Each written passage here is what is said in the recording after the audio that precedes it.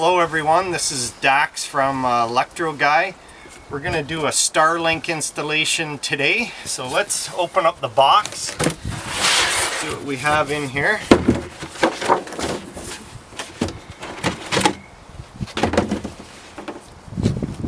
So we have our tripod mount, so that's generally for a ground installation, but today we're going to be mounting this dish on the roof. Everything comes plugged in together, which makes it easy to figure out where all the connections go. So this is the dish here. That's the mounting part that can either clip into the tripod mount.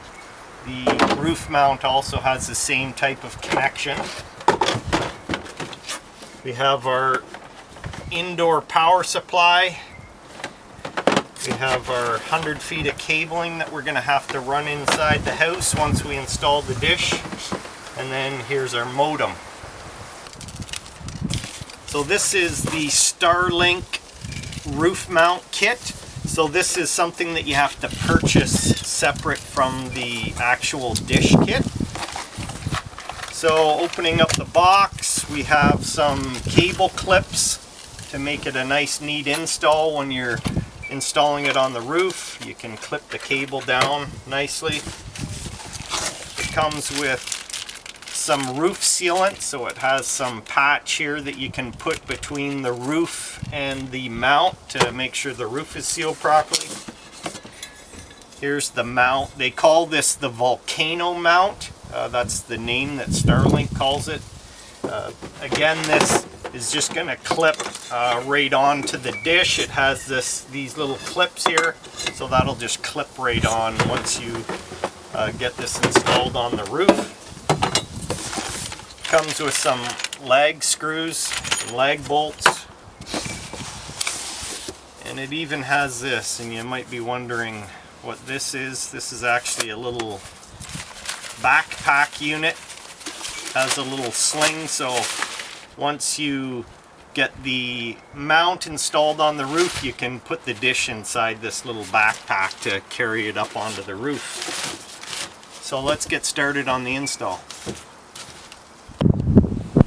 Okay, so we have all of our tools now to do the roof mount installation. We have our drill here to do pilot holes for the lag screws.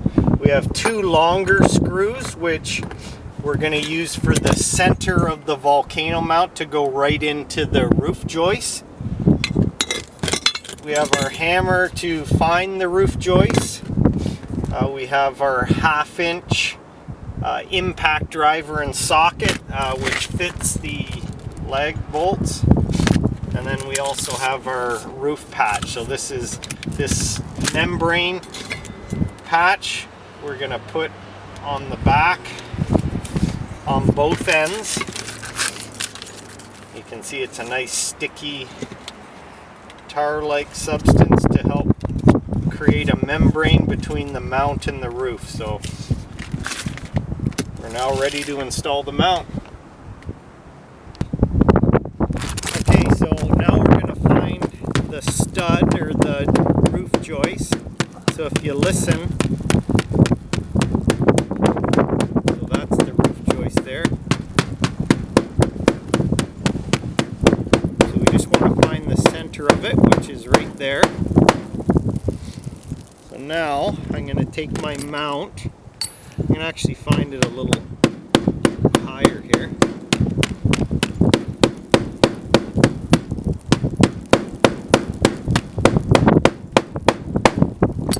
Okay, so I'm going to take the mount now and I'm going to stick it onto the roof.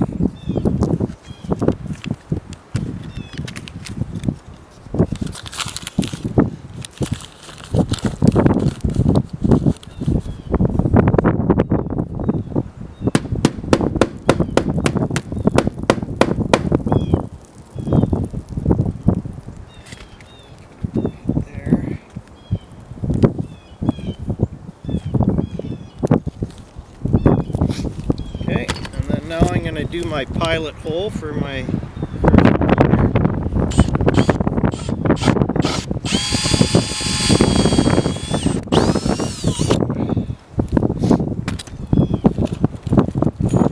take one of the longer leg bolts.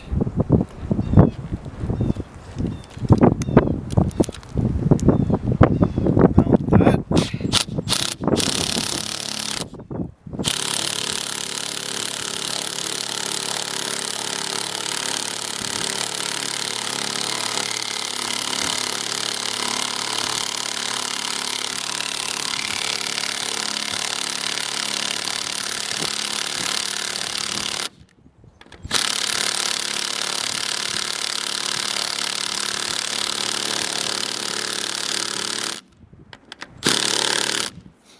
Alright, that's nice and secure.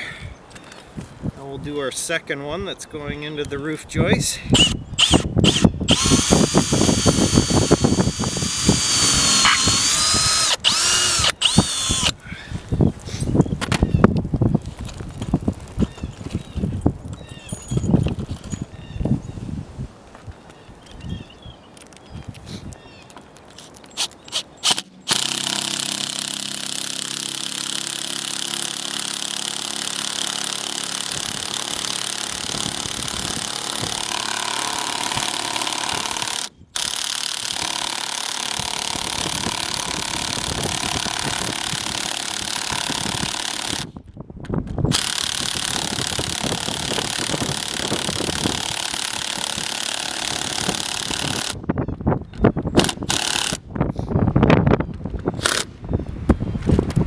See that membrane is sealing well into the roof.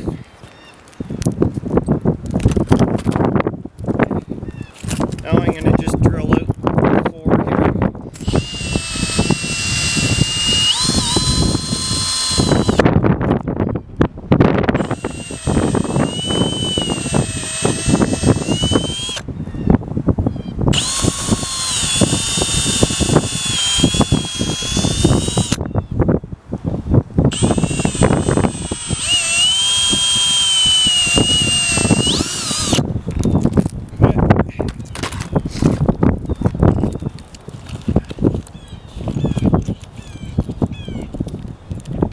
Now we're going to put in our remaining 4 leg screws.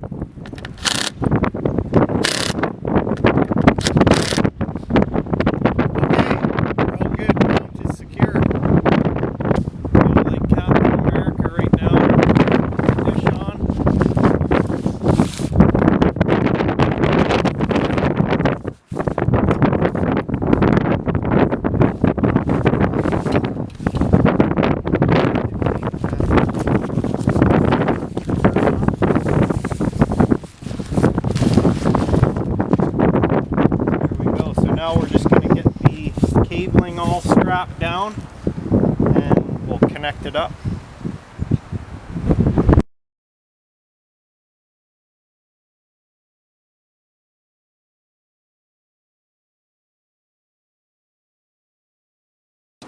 So you can see we've brought the cable down the eaves trough downspout. We strapped it and kind of hid it in behind there so it's nice and neat and clean. So as you can see, we brought the cable under the deck and up through, and then we used the existing hole that the Bell internet was running into. We just had to ream the hole out a little larger to get the Starlink cable through, and then we've patched it up using the same sealant that there were some small pieces of roof patch that we were able to put in the hole and seal it using that.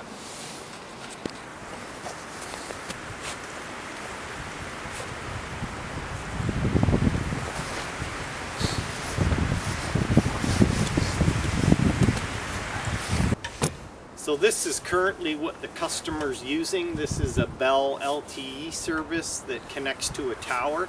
So I'm going to show you an internet speed test of this